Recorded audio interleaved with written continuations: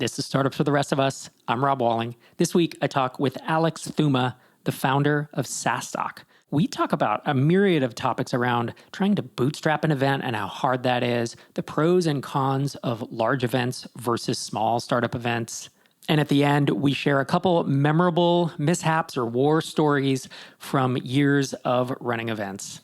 I've actually wanted to attend a SaaStock for the past few years, and there always seems to be a scheduling issue on my end that has kept me from attending just to check it out. You know, a big event with a lot of people, multiple stages, to see and experience what I've heard a lot of folks talk about. So hopefully this episode of the show brings you some insight, some inspiration, and maybe a little motivation to check out SaaStock in the future. Before we dive into the episode, I wanted to let you know about our MicroConf Mastermind program. If you listen to this show, you know that I've talked a lot on this podcast about how important masterminds have been to my own success. But finding the right founders for your mastermind group can be very hard. Over the past few years, my team at MicroConf has successfully matched more than 1,000 founders into mastermind groups by looking at revenue, team size, strengths, goals, and several other data points to make sure your peer group is the right fit. Once you're matched, you'll also have access to our mentorship series, a 3-month program where you can connect with some great minds in sales, business development, marketing, and more. If you're looking for accountability, honest feedback about your business, and the opportunity to make new friends that care about your company and your success, you can learn more at microconf.com/masterminds.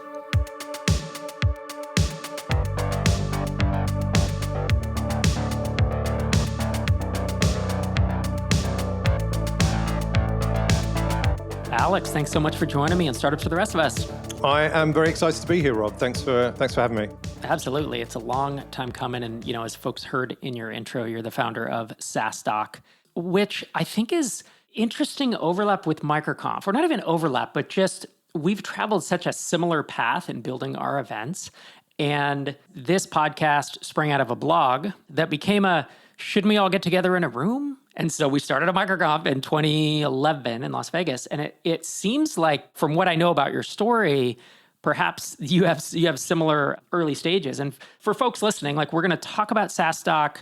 Really, I like inside baseball. Like, you're an entrepreneur and a founder, and that's what this show's about, is being an entrepreneur and founder. So we're going to hear stories about things you've learned, missteps, even just thinking about bootstrapping a SaaS. We talk a lot about how the hell do you bootstrap a conference? It's just so few of us do it, right? So with all that said, I'd love to hear like the early stages, like how did you bootstrap a first event and get people to come? Because when you don't have a brand name, no one will give you the time of day. People are not buying airline tickets and they're not booking hotels. Yeah. Good question. Yeah, I think we've traveled an almost identical path in building MicroConf and SaaStock, right? So you're right. It came from a blog. I started a blog called SaaScribe in 2015. The idea there was to create a community-driven blog for SaaS founders that are growing their businesses, SaaS companies that are growing their businesses. I thought I identified a gap in the market there, and to get some, experts and influencers to create some content, as I'd never run a SaaS business myself. So, I'm not the authority to tell people like how to do it. So instead, I sort of recruited people to write content for us without charge. I didn't pay them, kind of anything. They did it for the good of SaaS and get their name out of there. And they bought into the why. So we had the blog, and like 3 months later, it kind of like took off for a little bit. Like it resonated. I was getting a lot of emails from people saying, I like what you're doing. I'm rooting for you, this sort of thing. 3 months later, I started the podcast, the SaaS Revolution Show, which is, happening still 8 years later. And then a few months later, then I started doing local meetups. And it was then when I was having the face-to-face conversations that people were saying, hey, look, we'd like a bigger thing, right? We've got 120 people here today in one of the meetups, which was great. And people travel from all over the UK.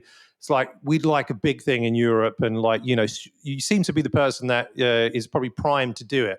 I was like, oh, really? Yeah, I'm like looking for a way to kind of get into this full time because I was really enjoying it. I was like, I had a side hustle. Well, that was the side hustle. I had a full-time job, but this was the thing I was trying to explore as to, could this help me become the entrepreneur that I finally wanted to become, after many years of eschewing many ideas.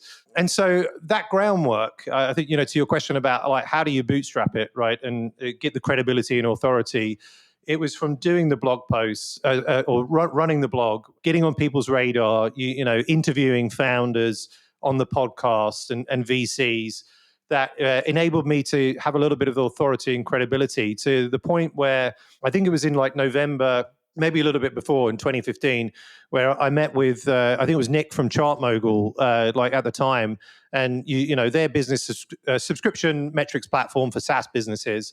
And I had a conversation with him at another conference, I believe it was Web Summit, and said, look, I'm going to, like, people want me to build this SaaS conference in Europe. Like, I'm thinking about doing it. And he said to me, look, if you do it, we will sponsor. I didn't forget that. And then I kind of went forward, with the project. I was starting to build the website. I found the venue. I found the date. As soon as I kind of had that, I went back to Nick and said, "You said you were going to be my, sponsor this.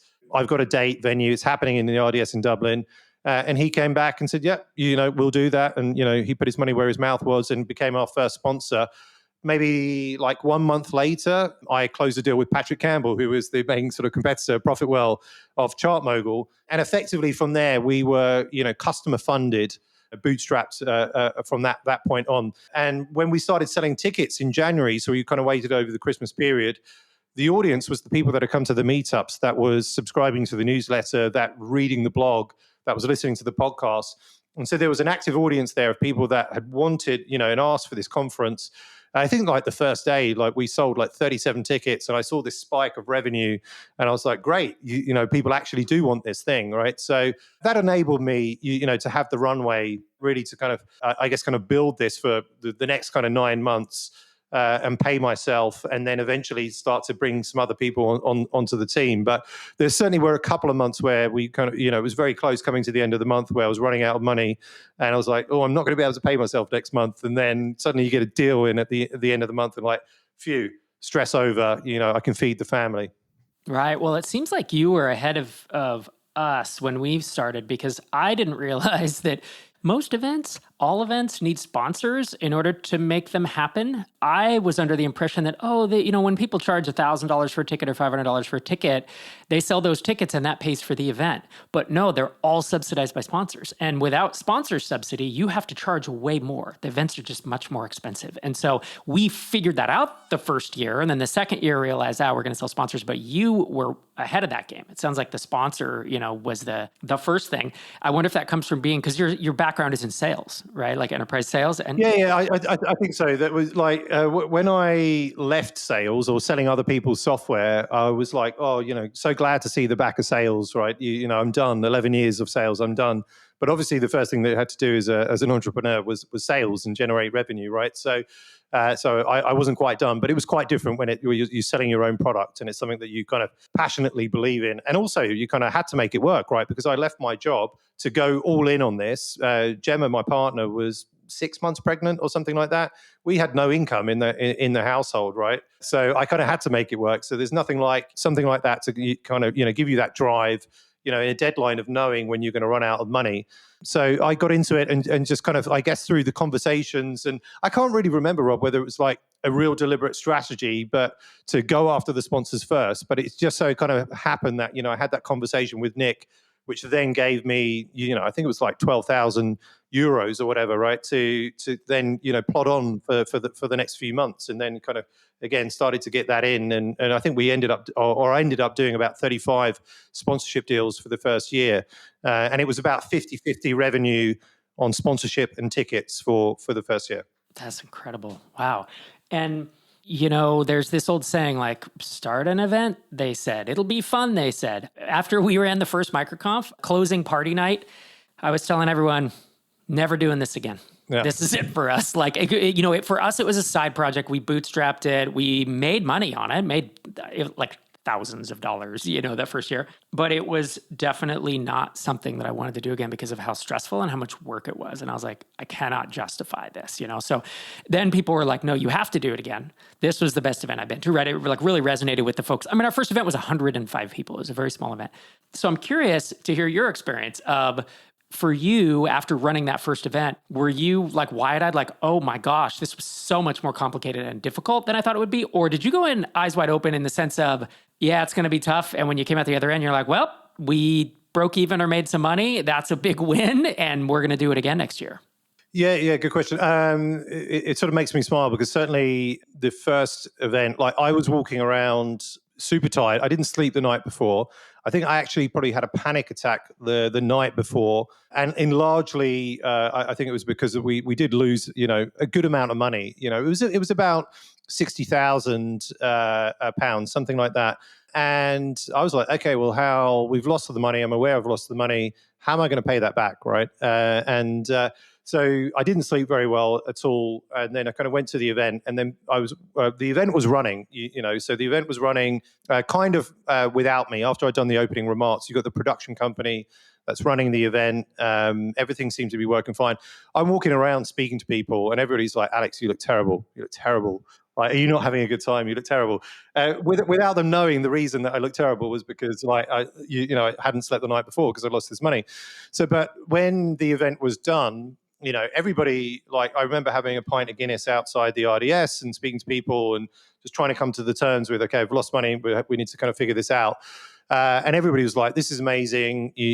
What's the plan next year? Double in size, do this, etc., and so on."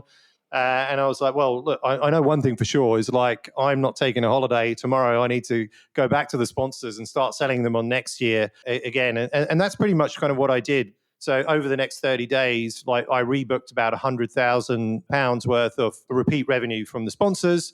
And then that kind of gave me, a little bit of, more sort of peace of mind around, okay, how I can pay back some of the loss, from this cash in the bank as such, and then just kind of repeat. And that's what we did. We basically, I kind of put the finger in the air and said, let's double in size next year. And we almost doubled in size, kind of like year on year. And again, it was just another 12 months of, hard work. And actually, 12 months on one event, you don't need to do that, right? I mean, we're kind of now more on a 6-month cycle per event. But I used to spend 12 months, like 5 tweets a day, then doing, you're kind of doing like everything, recruiting the speakers, doing the sales. That's what you had to do for the first event. Now I've got a team of people doing that, so you don't need to kind of work 6 months on it. Are you tired of searching endlessly for highly skilled software developers? CloudDevs is your solution. Gain access to over 8,000 pre-vetted senior devs distributed across their Latin America and global talent pools. All of their remote developers work within your time zone and can get onboarded within 24 hours. The CloudDevs team can help you recruit full-time or part-time hires as well as project-based freelancers. And every hire comes with a week-long free trial, making sure you get the right person for the job. All of our listeners get a 15% discount on their first month of collaboration. Hire trusted tech talent efficiently without breaking the bank by visiting clouddevs.com. So I want to ask you a bit about your thoughts on pros and cons of event size or event type. And the couching of this question is most people listening to this podcast are familiar with MicroConf, our flagship event in the US, like it's in Atlanta here in April. It was in Denver last April. And then we have a flagship Europe event. It's in Lisbon actually in a couple days as we're recording this. We are single track. We are 150 in Europe, and we peaked at 300 in the US, and then COVID, and so now we're at about 250, I think Denver was, and hopefully Atlanta will be that as well. And we have 5 or 6 speakers, and we have a lot of activities and networking and this and that. 2.5-day event, and there are certain pros and cons of that format, right? The pros, it's super intimate. There's a lot of other stuff versus a SaaStock, which I think you were saying, it's several thousand attendees. It's multiple stages. There's a bootstrapper stage. There's a venture, stage, a growth stage, whatever, all these different tracks.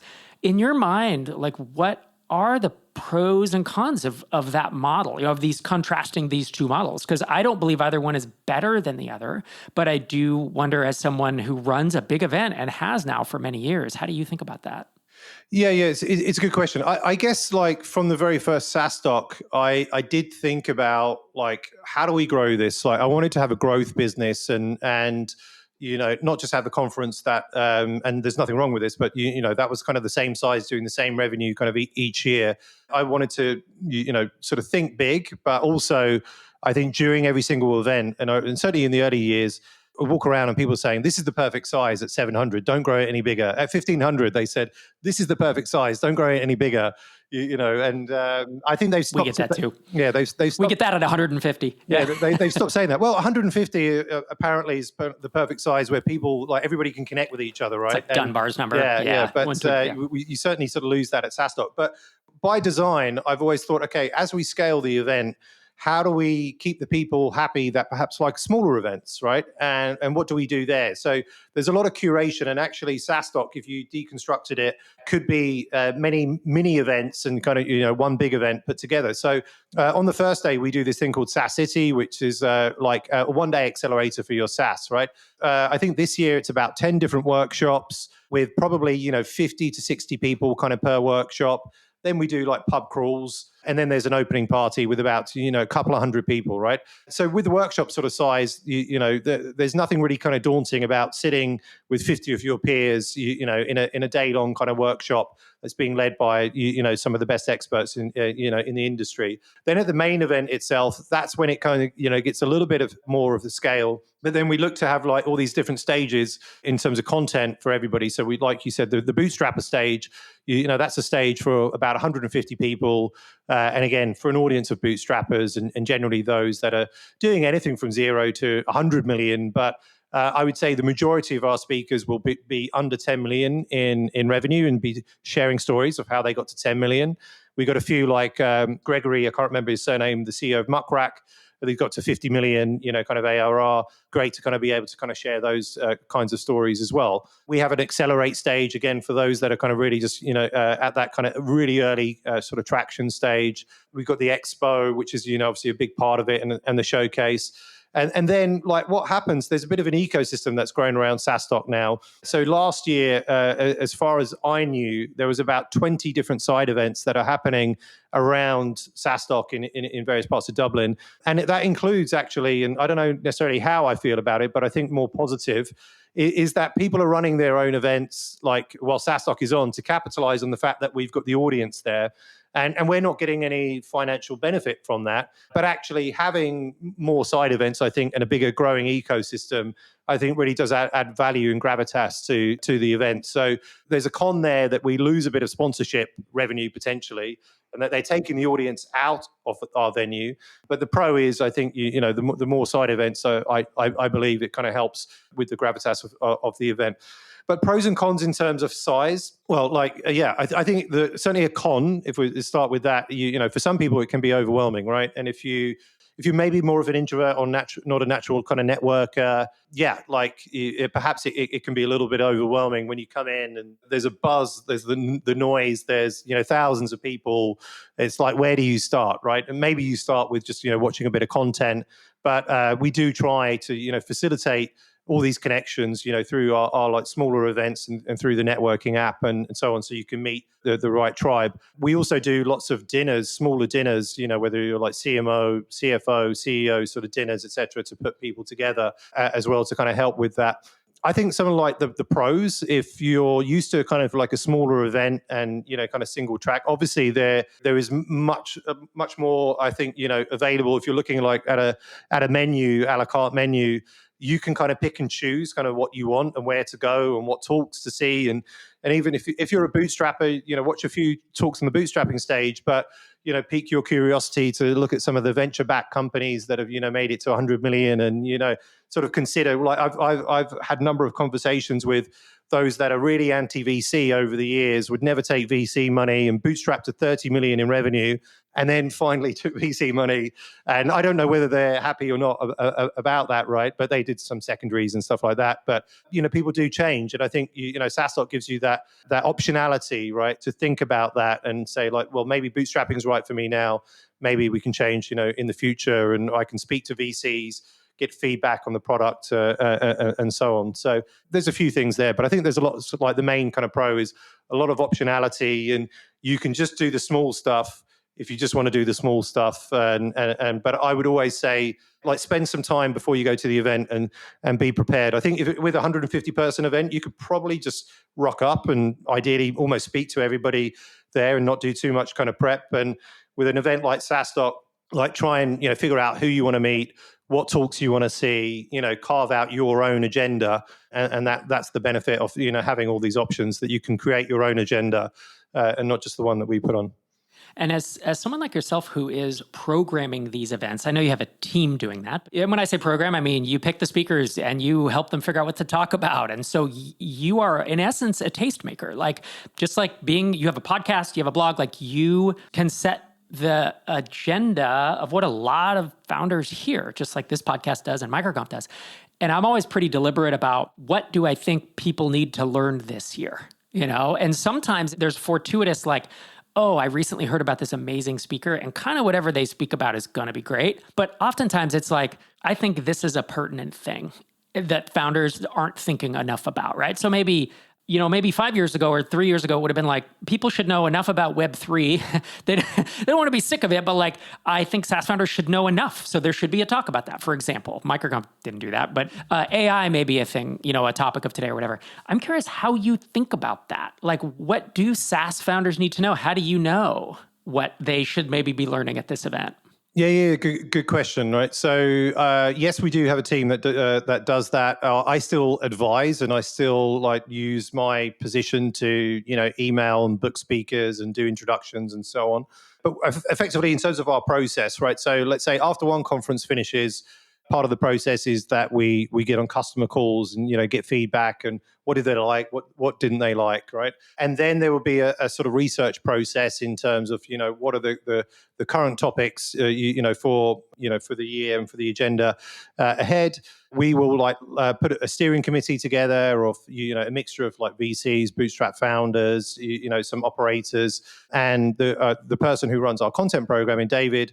We'll speak to these folks on a regular basis and say, who should be speaking? Who are you following? What topics should we be covering? What are you seeing out there in the market? And gathering this data and then sort of compiling this data to then give us a list of kind of options of these are the topics, these are the themes. We also survey our attendees, post customer sort of research calls to ask them what are their biggest problems that they're facing, right? And if we see a commonality in trends, then we say, okay, well, look, if you're saying your biggest problem is fundraising, if we put on a lot of content on fundraising and solving this problem, hopefully there's a real compelling reason for you to come to the event, right? Because we're actually talking about problems that you have and how to solve them as well, right? So I think it's these things. And then you mentioned AI, for instance. So definitely we've got actually one of the topics is AI. We've got workshops on generative AI. I think it just makes sense, right? It's certainly one of the buzzy things this year, super topical. We have been to conferences this year which are similar to ours where AI wasn't mentioned at all, right? It's just the typical, here's how we got to 200 million stuff, right? Which was still good content, but actually not talking about what's happening, today and in the future and what people need to be kind of considering. So we do need to do that. We haven't always done that. Process hasn't always been there, but now that's a little bit of the insight to kind of what it looks like and just to ensure that, we're not missing any elephants in the room there and just kind of covering the things that people want to hear about. Last question as we wrap up. I have some war stories for MicroConfs. I'm not going to mention names, but we have had a bottle of hot sauce thrown at a speaker while they were on stage. We have had a sprinkler go off in the middle. The lights heated up. It went off in the middle of the event. People running out. It was, I have T-shirts made with these things on them. If you know, you know. There are others. We had an MC fall off the back of the stage while she was emceeing. We have a great audio of that. Some of these are, all these are crazy scary when they happen, but then they make the stories, right? Just like growing a SaaS company, you get these stories of the crazy customer, the time Russian hackers invaded your this and that. I'm curious, as we wrap, if you have, one or two of those. Again, no need to mention names, but just some crazy stories because it's inevitable, I think, as you run events like this, that those happen. Yeah. I would say no major disasters that I'm aware of, but one from last year was interesting. I don't know if it's a crazy story, but our friend Patrick Campbell, he did a talk where all he said was the word churn for 20 minutes. Heard about this. It really divided. There were mixed reviews, really weren't there? Yeah, because it was like an art piece. Yeah. So the slides were really good, but people were just kind of is he really doing this? And the room was packed, right? But shall we say, I think the majority didn't really like it too much. And we're not sort of repeating that, but it was bold. We also knew it was going to happen, and we're like, we're not sure if you should do that, but we kind of went with it anyway. So I think that's kind of one that was pretty interesting and bold by Patrick. And that's not the reason he's not coming back this year, but he's obviously sold his business to Paddle, and I think he's busy Pretty doing that busy, stuff. yeah. I've chatted with him. But another quick story. I think this was probably like 2019 and 2018, but we do like speaker dinners, right? And I have to do two of them. I do one on Monday, one for the speakers on Tuesday, and one on Tuesday for the speakers on Wednesday. So it's quite a lot of food and often a little bit of alcohol sort of consumed, although I've been a bit better at that, certainly like last year. After one of the speaker dinner, perhaps on the Tuesday night, kind of went on until midnight, and then a good group of us then went on somewhere else. And then before I knew it, it was probably about 3:30 a.m. and I found myself with a bunch of speakers who were speaking the next day, like doing shots in a local kind of nightclub. Not feeling great when we were doing the shots. And then we probably rolled in about 4 a.m. I had to be on stage at like 8:30 with one guy that was with me. I could barely open my mouth. It was so dry. And he was fine. He was Finnish. He was just like, it didn't affect him whatsoever. And then one of the other speakers that was with us, he then had to speak that morning. I saw him after his talk, and he said he vomited at the side of the stage. And then one of the other guys that was with us turned sober after that experience. So it was some night. Wow. And then I did think to myself, is it responsible for me as the conference organizer to be out drinking with the speakers at that time in the morning? So I haven't repeated it, shall we say. Yeah, it's an interesting thing because I'll admit the first few years of MicroConf, I would often stay up till 4 a.m., 5 a.m. with people because it's so fun and you're hanging out. And then it would take its toll. I never did it with speakers. I would have always been like, oh no. Yeah. But you learn these lessons. In retrospect, it's like, obviously you don't want to do that, but you're in the moment and you're hanging out and you're friends and you're just like, oh, we'll just have one drink, right? So I can imagine that makes a pretty incredible story. Didn't happen last year. Yeah. They didn't repeat it for sure. Alex Theuma, thank you so much for coming on Startups for the Rest of Us. SaaStock.com if folks want to see what you're building and dig in further. And SaaStock on Twitter or X. That's your account. Any other places folks should head? We're on LinkedIn. I would say we're pretty active on LinkedIn and a little bit on X. Now I've got to get used to saying that. But yeah, come to SaaStock.com.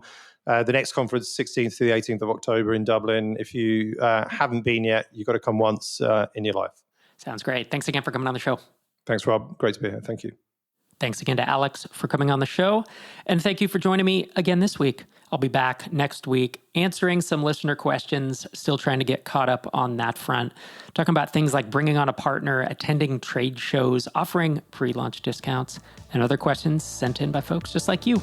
This is Rob Walling signing off from episode 682.